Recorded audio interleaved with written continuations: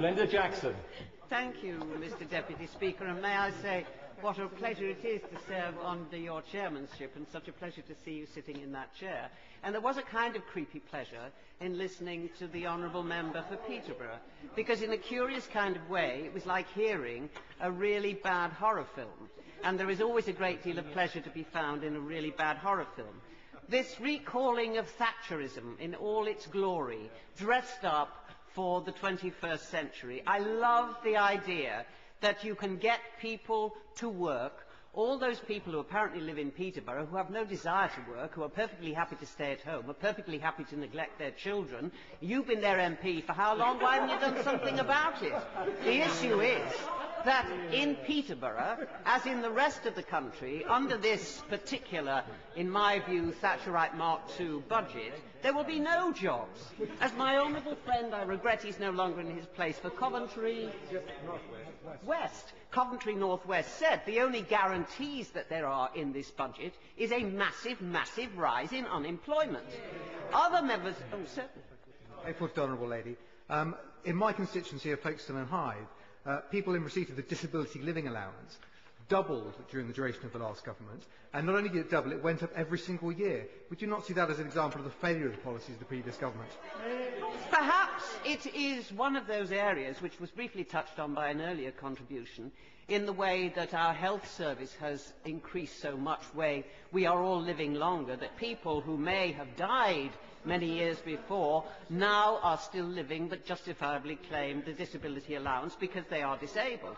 I would just point out to the honourable gentleman, forgive me for giving him a tiny history lesson, that when his party was last in total government, as opposed to being propped up by the 30 pieces of silver party, they massaged the unemployment figures by putting people on incapacity benefit. And that ran for years. And for the honourable gentleman in Peterborough, he too is suffering from a selective amnesia, because those of us who lived under the first Thatcherite era remember well just the levels of unemployment, the destruction of communities, the throwing onto the scrap heap the greatest national resource this country has or will ever have, and that is its people. Their talent, their ability, their creativity, their capacity for hard work was thrown away for the same reason it's being thrown away now. You can't buck the markets. That was the litany then. That, even though it's been dressed up and is presented in a very different way, is exactly the same thing. We hear massive, massive arguments from his side of the chamber that the Labour Party created this fiscal downturn, all of which are intelligent enough to know is grossly untrue. The threats to bankers would be the easy way of saying that the blame culture that we live in today and the most blameworthy people are the bankers. They haven't been punished in this budget at all. Oh, I'll give way to the honourable. What's progressive about leaving the country without any money, as the former Chief Secretary to the Treasury said? You really have got to get another club to beat us with, and I would have thought there were a couple, but they're not around the budget necessarily. The issue here is that this budget, the honourable member for St Ives, who is regrettably not in his place, and the right honourable gentleman who formerly chaired the Public Accounts Committee, both in their different ways made a salient point, and that they attempted rather to make a salient point, and that was that this is a fair budget. It is grossly, grossly unfair, because the richest pay the most, and they must know that that is completely and utterly untrue, because the poorest are those who are most dependent on public services, and they are going to be slashed, as we know, under the comprehensive spending review when it eventually comes up to October. I'm grateful for it. Did you see the analysis in the Observer over the weekend that suggested that the budget cuts will hit Britain's poorest families 6 times harder than the richest? And does she believe that's in any way a definition of progressive? Well, it's neither progressive nor is it fair. What is depressing about the path that the coalition has gone down is that they have learned absolutely nothing from the lessons of history. This is always the case. It is always the poorest who pay most, who pay hardest. Their health suffers, They are in the worst possible housing. Their job opportunities are nil. I love this idea. I just think it's wonderful that you can move out of social housing by moving to another part of the country where you will find a job. This from a government that has already destroyed the regional development agencies. That the example was given of Sheffield Forgemasters. There is absolutely nothing in this budget that is going to help to create employment. And one of the worst aspects of it, it is going to slash the very confidence of those people who need confidence most to be able to get out there and compete in an ever-shrinking jobs market. Yeah. Thank you very much. Thank you very much for giving. Right. Would the honourable member agree it was a question of third pieces of silver when Clem Attlee, Herbert Morrison, Hugh Dalton, Ernest Bevin, all in the time of national disaster, joined coalition government? I have to say to the honourable gentleman, this is a kind of psychobabble, you know. It is, the thing is that really when you become an adult, when you get to the age of 18, you really can't blame everything on your parents. And I really don't think at his age you can blame it on all those grand and great-grandparents. They made their choices. They signed up. They campaigned. They spent money on posters that talked about the VAT bombshell, and they've signed up for it. And this again, to go back to my point about it's the poorest who always pay most.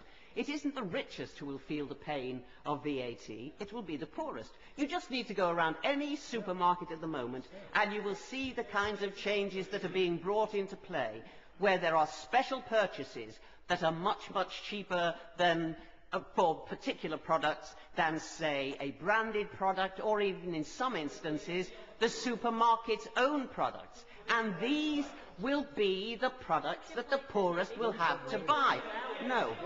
No, I mean, the idea that you've allowed children to languish in that state in Peterborough for all these years and done nothing about it, I'm sorry, I can't be giving you time. And to ignored. You voted against Sure Start. You voted against the New Deal. You voted against every single policy that the Labour government brought in over our 13 years to begin the whole process of giving every child a chance for ensuring that we as a nation invested in, as what I have already said I regard as our greatest national treasure, and that is our people, to invest in them. Oh, go on, yeah. Very kind. I'm most grateful to the honourable member, Mr. Deputy Speaker. Does she have, the lady in question, have any regret at all about the massive rise in those young people not in education, employment or training? That didn't go to anybody else's doorstep but her own government's. Does she have any regret at all? Could I just point out to the honourable gentleman that when his party was in government, it wasn't children who weren't in education or training. In the city in which I was born, admittedly I haven't lived there for a very long time, Birkenhead, there, men entirely healthy, entirely fit, entirely capable of work, the only way they had of earning a living was picking over the rubbish dumps to see if they could find anything to find. You didn't have to go through a rubbish dump to try and find the bits to sell. And I also am a working class girl. And this fantasy about this big, big black hole of the debt, no, that is resting on the shoulders of every man, woman and child in this country. I have lived all my life under the debt incurred by this country fighting and winning the Second World War. We paid that debt off, I think, about 5 years ago. I wasn't aware of that debt, and during those decades, I and millions like me were given opportunities to move forward, to develop our talents, to create work that had not been dreamt of by the preceding generations. And that could have happened again, but not under this budget, because this budget is quite deliberate. It's the good old Conservative rule, divide and rule. Blame the poor. Don't shake your head. You're running with the idea. No. You're running with the idea on every single soundbite that you can get that the people who are claiming benefit are scroungers, that they they have no job because they don't want to work. And this is classic Conservative Party doctrine.